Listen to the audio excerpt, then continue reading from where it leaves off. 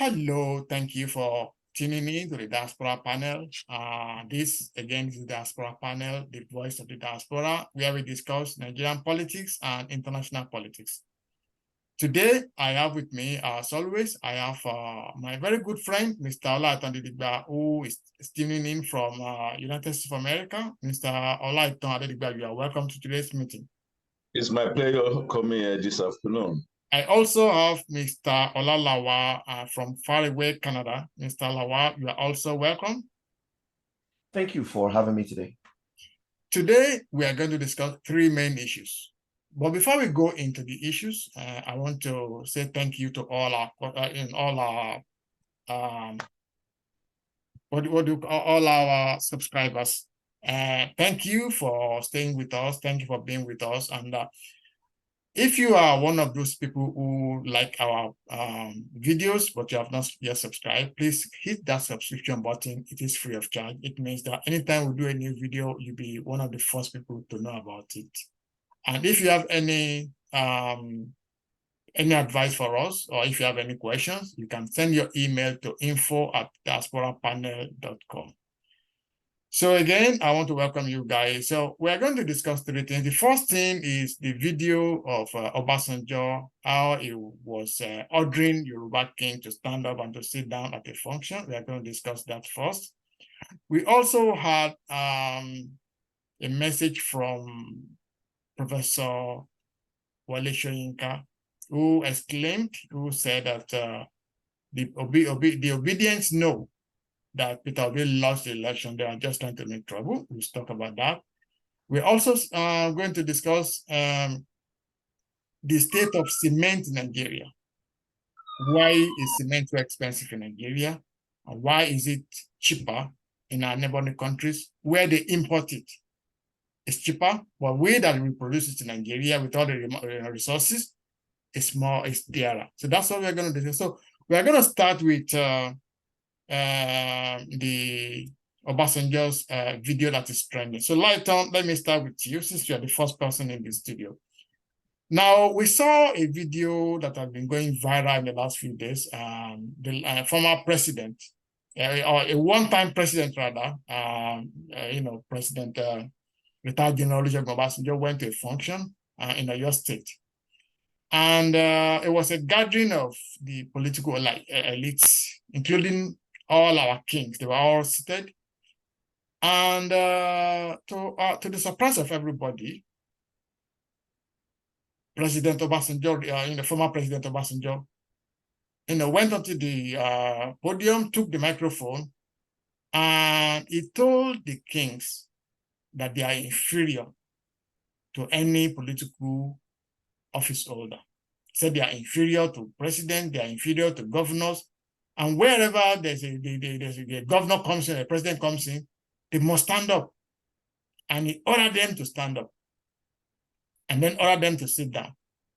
Now, on the internet and in social media, there's been a lot of, people have been saying so many things. And the question I want to ask, we know that Obasanjo is a jovial person. Do you think this is a kind of joke, or do you think he goofed? Yeah. Once again, thank you for having me this afternoon. The institution of Obaship, a traditional ruler, is different from the governors. Everybody, they have their offices. But what if, as a matter of fact, what you have me to comment on is I'm so small to do a critique or review what Almighty Obasanjo has said, right? But for the benefit of this forum, I will just chip in my view and how I see it. We must be careful in our choice of words, because a word unspoken is like sword in his scabbard. Obasanjo, don't forget, is an obedient per se, and he's not happy with the government in power. it's just a carryover of what happened, right? President Tinubu winning election. It's still a carryover. It is not. I mean, he pent up his anger. You know, he wrote a letter. He was an interim government. He did this. He did that. But he's still angry. That you know, during the election, I don't want to. I don't. All this, Jim. I mean, all this saying about what it is proven. I don't want to join issue. I mean, I don't want to join. I mean, to the lines of those people who are saying he's not a Yoruba. He's not his father. But what I'm saying in essence is because he went to one of the eastern countries, maybe eastern part of the country, where they are saying the issue of Yoruba that you are eulogizing. You esteem that when the governor is coming in, that they should be the Oba should be standing up. Who says that? In Oba Palace, you will stand up. In governor's office, you will respect governor. So the respect is mutual. You cannot be saying that when Oba is coming, when governor is coming, they should be standing up. For what? So it's still a pent-up anger in President Obasanjo that this is. So I don't know. But to me, the way I view it, Obasanjo exchanged his handshake beyond able for lampooning all the traditional rulers within that forum and telling them, commanding them, stand up, get up. Sitting down for what? You are even ridiculing that you say you are representing. It's wrong. You dare not say that. They are our refer people. They are our traditional ruler. You don't need to mess them up like that. Right? Okay, stand up. Are you in the army? That you are commanding them like as if they are your house help. So no wonder people keep lampooning him. That all this they're calling all sorts of names. So that is my take. Thank you. Thank you very much, Shukwo. As far as I know, Obasanjo is no longer the president of Nigeria. So if he comes into a gathering and the traditional rulers, they decided to be on their seat, does he have a right to complain and tell them to get up for a one-time president? And even Seyi Makinde, who is the governor for your state, who came in with Obasanjo, who is a present governor, is not complaining. So why is Obasanjo using Panadol for Seyi Makinde's headache? Thank you very much. I think the issue is two-sided, and I will talk very briefly about both. But I will start by saying, if I were a traditional ruler at that forum, I would actually remain seated. And I will see what Obasanjo is going to do if I refuse to get up. I think the decay is what we are seeing today, but it's actually started a long time ago. I want to point our attention to one thing. When the colonial masters came, they didn't ridicule their own monarchy. As a matter of fact, the British government, anytime there's an election, the party that wins and the leader of that party has to seek permission from the monarchy to be able to form a government. And in all other countries where the Queen is still the head of state, like in Canada, there's always a representative of the Queen in the position of what they call the Governor General. So same thing in Canada. After an election, the Prime Minister will go to the Governor General to seek consent to form a government. What does that tell you? That tells you that they placed their own monarchy in the right place. But when they came to Africa, what did they say? Or how did they put everything? They asked us to put our own monarchy beneath elected officials. And we don't see anything wrong with it. We are going about, and people like Obasanjo has the audacity, if I can put it that way, to ask international rulers, to stand up. You know, I saw a video over the weekend of just the prior laughing, who lampooned some public officials that they were sitting down as he came in. And he was telling one of them that when he was actually at a teacher training college or something like that, that one of the commissioners had just finished secondary school. I mean, look, if we don't value our traditional rulers, nobody will value them. And if Obasanjo can be saying what he said, what stops any other, person from the north or from the east to be rubbishing our traditional rulers? There is absolutely no place for that. And I think we should condemn what, former President Obasanjo has done in the strongest possible terms. I actually, as strongly as I will condemn it, will say traditional rulers in Yoruba land should request for an apology from him. Thank you. Thank you very much. That is the first side of it. The second side is that to whom much is given, much is also expected. When you are a traditional ruler and you are begging governors or elected officials for money or for something that will for favors, how do you think you'll be perceived?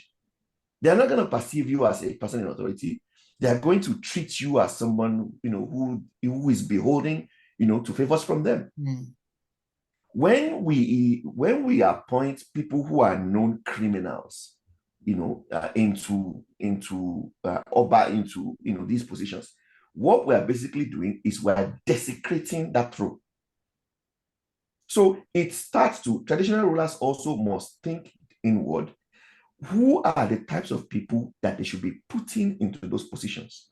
The fact that you're a member of a traditional ruling family or whatever should not mean that you should become an Oba. In fact, in Yoruba land, as I understand, there are about 6 or 7 items on the value chain. I think money is probably, or being rich is probably about number 6 or number 7. But the very first one is actually being an omoluabi. What does that mean? It means, being someone of upright character. How many of the people in these positions can we actually say that they are people who have an upright character? So why would they not be rubbished, in public forums? So it goes both ways. Thank you. Thank you, Shugwa. We must end it there now because of our time. So I just want to have one follow-up question based on what Shugwa just said. And I just wanted to, give me a 1-minute answer. Do you not think, we've been talking about restructuring the country, restructuring this resource control, state police. Do you not think that it's time for us to actually remove our traditional rulers from beneath the politicians? I mean, in England, as Shugwa just said, when you win an election in England, before you can become a prime minister, you have to go to the king or the queen, whichever it is, to seek permission to form a government. So their politicians are beneath the sovereign, they're beneath the monarchy. Look at something that happened about a few years ago when the Emir of Kano was removed by a governor because they don't get along. Not because the Emir has done something wrong, because they don't get along together, and they removed the Emir. You understand? So, Lighton, don't you think that it is shameful, very, very shameful, to put somebody like the Oni and the Alaafin under a local government chairman, under a governor?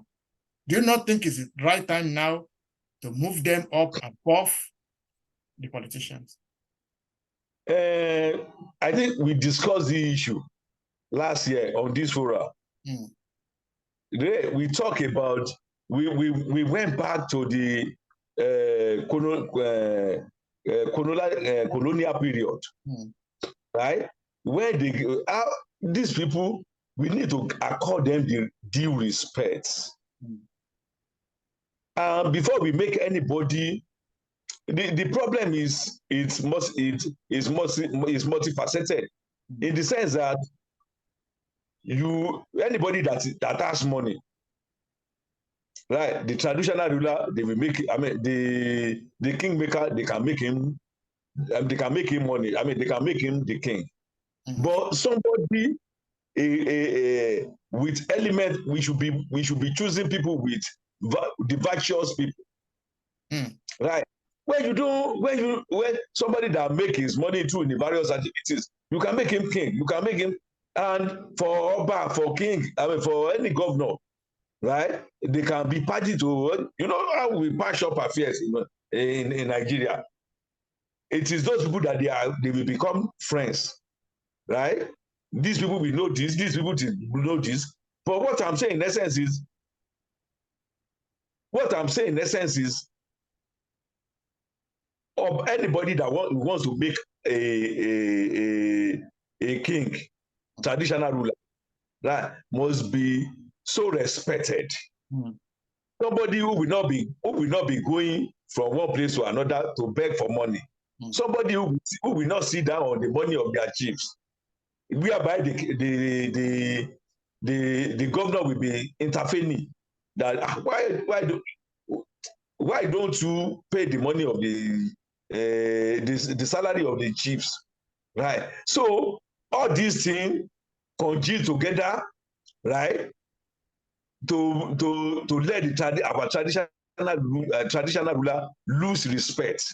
During Aderemi, during Agunlejika, during Alaafin, who can say that to them? Can you say that to them? No, when they were not imposed. They were right. They have the right to that throne, right? So for some people, they believe that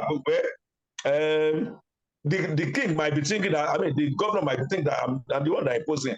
I impose him. He should try and toe my lines. So these are the problems. Okay. When somebody is not supposed to be there is there, he will be licking your ass. And they can say something to him and he won't raise an eyebrow. Right? Yeah. Thank you, Lighton for raising this. And to follow up what Lighton has just said, do you think that, you know, because politicians are the ones that are now choosing these kings? You know, in those days it is the Ifa that chooses king. But today now, the Ifa that chooses king is somebody who is connected. If you know the right people in the political power, or if you have enough money to push yourself, you are the one that, in fact, you can. If you don't have money, you cannot become a king now. That is as bad as it is. So do you think that because it is this politician that are, I mean, I know Obasanjo must have, promoted a lot of kings when he was, during his 11-year reign in Nigeria, where he must have promoted a lot. Yeah. I mean, I know that the current president too installed so many kings. So when these politicians are installing kings, then they can treat them any way they like. Is that not it? Yeah, I think I don't think it's a good system, and I will explain why. I honestly think politicians have a role to play in the appointment of traditional rulers. However, I think their role should be ceremonial, purely ceremonial. The people who should be choosing their leaders should be the communities. Each of these communities have their own way of selecting who should be the traditional rulers. Some may be Ifa, some, whatever it is, some may rely on the Council of Chiefs. Some have a very, well, thought out system, like the Yoruba, for example. Some have different ways. My belief is that these communities should be left to, to have a process. I would say the process for selecting their traditional rulers should be well known and should be documented, so that there are no, Exactly. But let these communities choose. Now, I would also say that to ensure that we have people of upright character, the elected officials who will be in the position to formally approve what the Council of Chiefs or the kingmakers have done would have their own criteria. So, for example, the traditional ruler or whoever they choose must not be somebody who has been convicted of any crime. They must have an upright character. So if the Council of Chiefs, for example, choose somebody who is a criminal and I'm the governor, I will tell them that is your choice and you are within your rights to choose that person, but I will not sign off on it because this person does not meet the requirements that has been laid out in law to ensure that we have people of upright character in these positions. And I will not limit it only to Nigeria. If that person has lived in any country in the world, they must bring a police certificate from every country that they have lived for more than 6 months, showing that they don't have any criminal record. That should be the two rules. So, in other words, the Council of Chiefs and the communities will choose their leaders. Governors will validate that the people that they have chosen meet the criteria, and their role is to formally sign off on it. Politicians should not be. So, are they claiming to know the communities much more than those communities? It shouldn't be their role. It is an affront on our culture. Okay. We put traditional rulers under, or the selection of traditional rulers in the hands of politicians. Nigerian politicians will know if you are given them any opportunity, they will corrupt any system. Thank you. Thank you very much, Paul. I think you have made some very, very valid points, and that we think that whoever is listening now, the government, and that they should be, something they should be thinking about. I think that, and Lighton, I'm coming to you now. I think that we can simplify this. Now, if you look in England, when a king dies, you already know who's going to be next. There's no Ifa, there's no, who's going to be next. It's called primogeniture. It's whoever is the first child.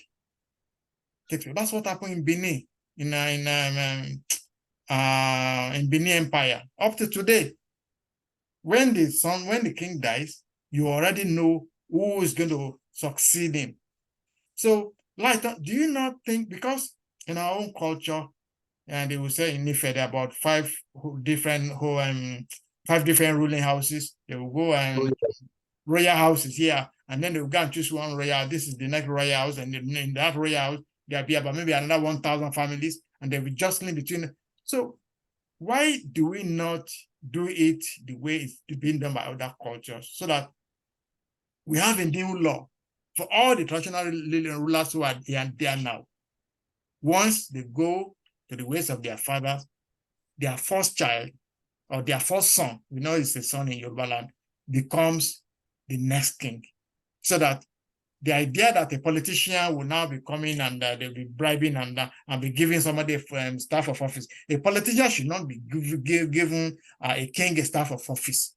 It is when a politician actually becomes a governor that he should go to a king, that the king should give them a staff of office. What do you think, Lighter? Yeah, that is how it should be. But mind you, in an instance whereby a father give back to four boys, yes, 4 men, so to say, the firstborn, that means that the firstborn son will continue ruling. Yeah, it's a first to first. Yeah, that's what should happen in regular cultures. It's first to first. It's first to first. Yes. Then what about the remaining 3 boys? 3 men. They are not number one. If they are number one, they will be king. So they cannot be kings. In England, for example, Harry cannot be king because he's number one. He has a number one in front, Will. That's the way it is. That's the way it should be. That's the way it's done all over Europe, all over every other culture. It is our own that we are going to bring it far. And then by the time you say somebody they are competing, then there's anky-panky. Somebody will go behind and give somebody money, and somebody will go and bribe somebody, go and take a politician. That's why we have some kings now that are not supposed to be there. There are some of these kings who smoke in their hand. But I know. But what I believe should be, we all countries, all society, we have their peculiarities. That is England peculiarity. But in our own peculiarity, it is a fact that we determine who is entitled to the throne. Yeah, so let's cast Okwele. Once Okwele picks you, then we discover that you are of impeccable character. You should go. The problem with Ifa is that it is somebody that will do the Ifa.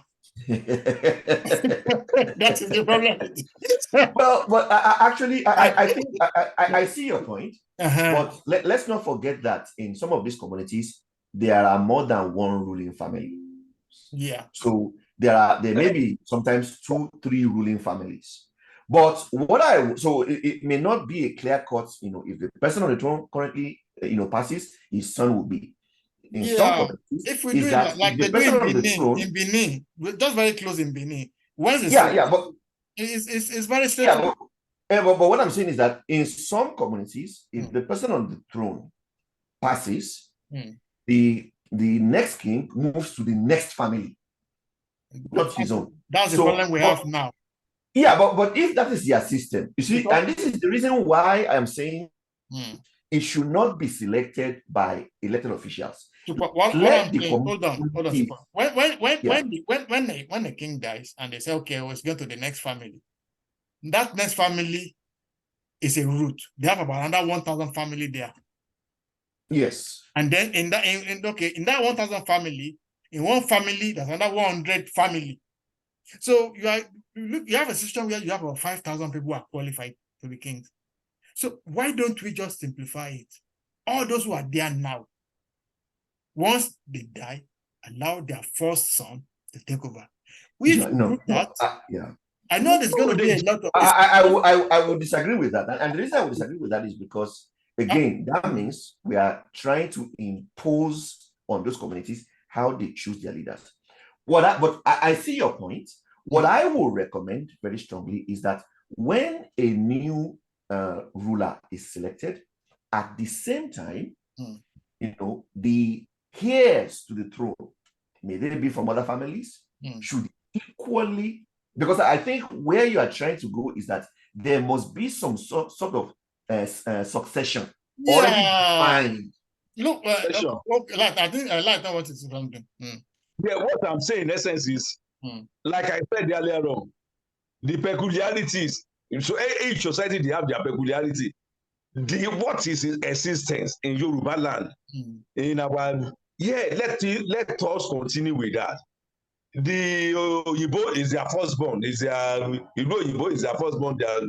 But in a royal family where we have 9 men, so what do we do? It is anybody that Ifa picks, and all those people will be cast in Ifa. They should not be collected. They should devoid of bribery and corruption. You don't give anybody anything. What Ifa says, that is what is leading to the problem we have. There's no Ifa. There's no Ifa anywhere. There's no Ifa. It's somebody, it's people that you know that is Ifa. There's nobody that will have money that they what Ifa. No, there's no Ifa. I don't believe there's what is Ifa. Yeah.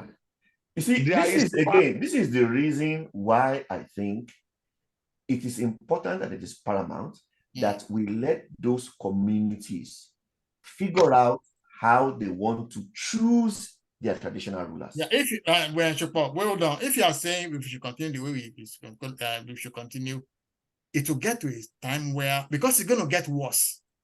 Now, what is going to happen now is that if they say if a king dies in one town now, there are about maybe 5, 6 families. There are about thousands of people. So it is person who's the highest bidder, or the person who knows the person. So look at, for example, now, I think in Ibadan, they resolved their problem. Yes. In Ibadan, look at the Ibadan system. Yes. You know, there's a Bakeji, there's a Kenny, there's a Kahun, there's everything is in order. So in Ibadan now, you cannot come from anywhere and say you want to bribe. There's no bribe. You can't bribe anybody because there's a society. So we can use Ibadan system whereby all the families, if you want, they will put them in a succession line, so that maybe for the next 100 something, you know who is on the line. Yes. But now what is going on is a king dies and everybody will running around Elter Skelter. And then when you say, go and call the Ifa man come. Before the Ifa man gets to where he's going to do the Ifa, they have seen him. Somebody has seen him. Somebody has called him. You understand? Maybe a governor of... So by the time he throw the Ifa down, he already knows who is going to... And it's whatever he says. Yeah. And so can I say something? Because I see your point. I think I agree with that idea that there should be some form of a succession in place so that, there is a bit more clarity as to if the current king passes, who comes next. But I also want to point you to the fact that, having somebody as a traditional ruler who has who is wealthy is not a bad idea, as long as it is not ill-gotten wealth. As a matter of fact, I would say the sixth item, the very last item in the Yoruba value system is owo tabi oro, which is money or wealth. It's important because if you are going to be independent and if you are going to be able as a traditional ruler to call out elected officials, when they err in their role and their responsibility, you yourself has to be an independent person. If you are a person who is benefiting from whatever favors that they are dishing out, I don't think it will be very possible for you to be able to play that role. So it is a good thing to actually have people in that role who are not relying on handouts from elected officials, so that they can actually perform their role and their responsibility for their respective societies. Thank you, Jupo. And Lighton, just briefly, I want to touch down. A new king has been, sworn. This one has been enthroned in Obasanjo. Okay. Yeah, he is the about Gandhi. Is it Gandhi? He's a former pastor of a Redeemed Christian Church. I think he lived for many years in America. And this king has, melted all our hearts. A very humble king, very charismatic. And this king did not go through any of these traditional rites, all this Kamasingbere and all this. He didn't go through it. And he has been enthroned properly as a Christian. He's doing Christian worship in the palace. He's reading the Bible there. He's maintaining his religion, and he's kind of modernized. He's kind of modernized that institution. From the way I see. So, what is your take on that, Lighter? That is what we are saying. We need Christians to participate actively. That is the social aspect of Christianity. We need Christians to come out to participate in politics, in issue of worship in all this area. We will bring our wealth of experience into it. But we say Christian, we don't want to be governor. We don't want to be president. We don't want to be this. And we are Christian, and we be say we don't want to be. And we will continue playing second fiddle. Right? Let us come. It is where you are in the mainstream that you can bring out the best. Show the world the stuff you are made of. Right? When you show the world that the stuff you are made of, everybody will follow the line. Right? This is a Christian. I mean, this is a Christian Oba. He believes that way he can make a difference. Yeah. Truly, he went there. It doesn't any institution. It doesn't believe it. All this, but he wants to make a positive change as a traditional, and he has started. He brought in this traditional minister, this young guy from Ogbomoso. He was the one singing and he was dancing in the not the bagbadudu, no. The oral right, all this stuff. The jetison it. That is what we are saying. We need people who will make a positive change as a Christian. Modernize the system. Yeah, what we learn, reorganize. That is process re-engineering. So he brought it into it. So we are seeing the difference. So if we attend everything, we are attending everything they are doing, they will do it. Let us participate. So we don't just leave it to the Muslims alone. Eh? Oh, we don't keep complaining and we are relegated to the background. We are doing. No. It is not. Let us go there. Let us participate actively. Then we support ourselves. Thank you very much. Thank you. Shupo, you know, I was very, very afraid. I thought maybe this very good pastor, a Christian brother, I was afraid for him that if he goes to go and take this traditional stool, that they will force him to do all these traditional rites and he might lose his, he might lose his heaven. But at the end of the day, I am very proud as a Christian that he went there, he stood his ground, and he has succeeded in Christianizing not just his stool, but the whole of Ogbomoso. Because right now, he has maintained his ground. Yeah, he's a king of Ogbomoso. He's a Christian king. The first Christian king that I can say that didn't go through any traditional anything, and is maintaining his dignity. So, what do you think, Chupo? Well, yeah, I think what we are all alluding to is the fact that we have someone who is of good, upright character, who has been selected as a king. It is important for us to understand that being in the role of leadership does a lot for a community if we have the right people. If, for example, imagine a society where the ruler obeys the law, the ruler comes to the office or to his whatever, early. We have a ruler who pays his taxes. What do you think that will do to everyone living in that community? It is a perfect way to lead by example. But I will argue that, it's good that, he was a Christian, and that probably is the basis of his own value as an individual. But there are many other people also who may not be Christians, or who may be Muslims or may not be Muslims, who also have good values. And what do I mean by good values? Having knowledge and wisdom and understanding, being people of integrity, being people of courage. It takes courage, for example, to stand up to evil forces in a community for your people.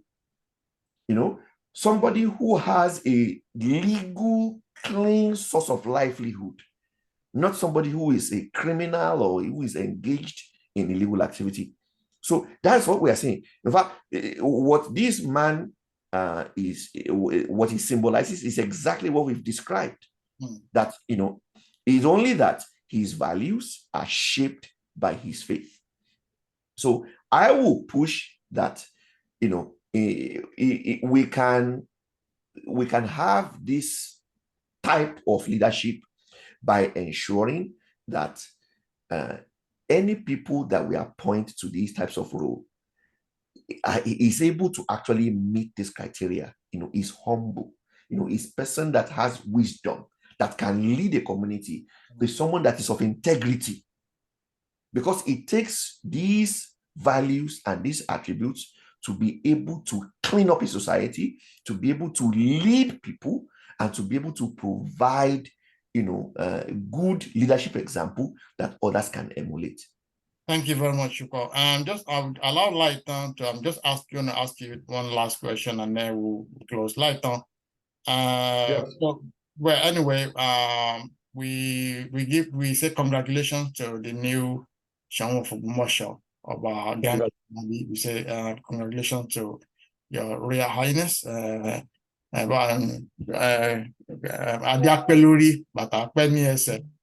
So now, but Lighton, I just want to bring your attention to something that this is a king who this time last year never dreamt of being a king.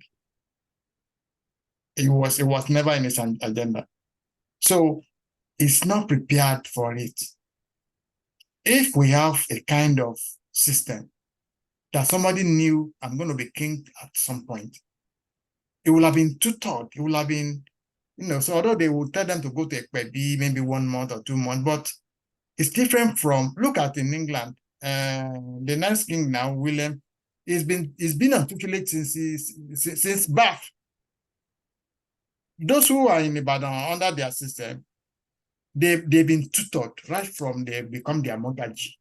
They know that they could become Olubadan. So as I said, this is where I want to anchor this program is, do you think we should reform the Yoruba Obaship system in a way that there will be a line of succession that is known, that is, you don't have to, somebody can wake up in one day and say, okay, it's our turn. Okay, let's go and contest. It should not be like that. What do you think? Yeah, what I'm saying, what I would like to say, add to what you've just said, tutelage is very, very important. I read the late Alaafin book. He said he spent 10 years in Alake's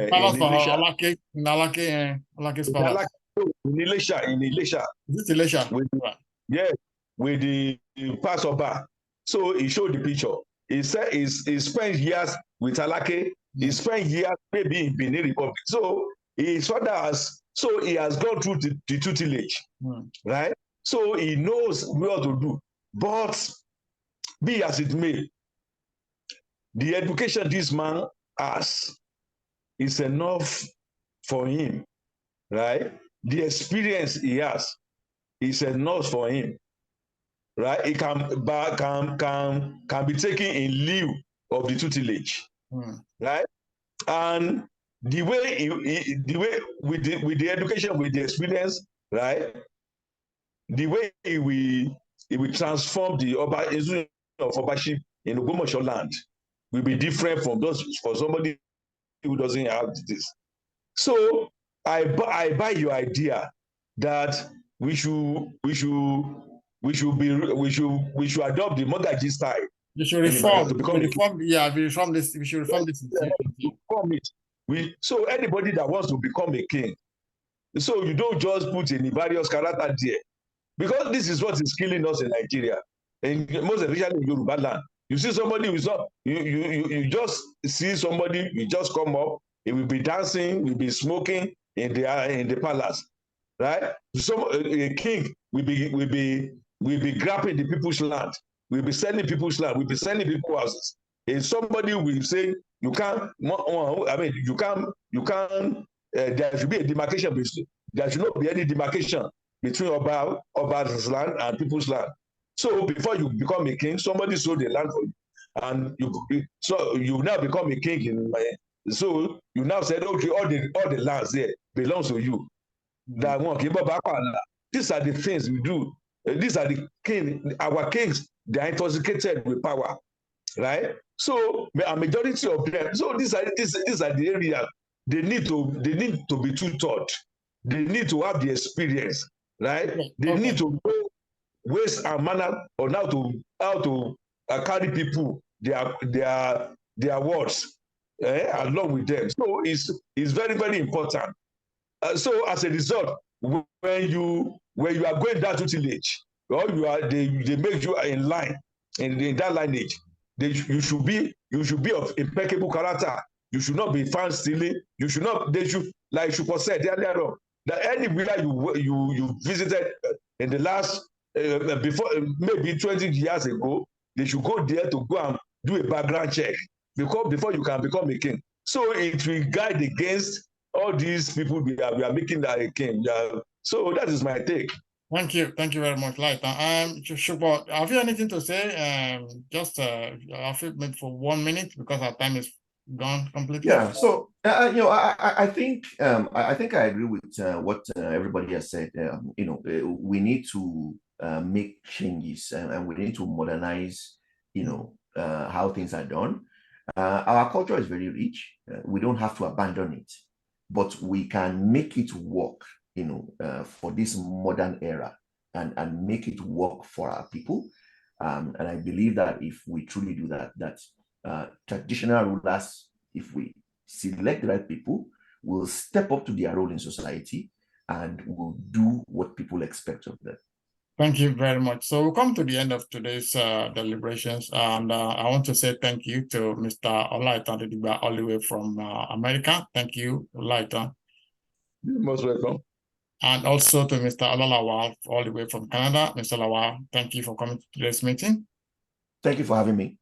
And to all our viewers, thank you again for tuning in. So we are very sorry. We were going to discuss about 2 other issues, but because we actually have to take the time to trash this subject. So we'll be discussing all those issues on the next Sunday.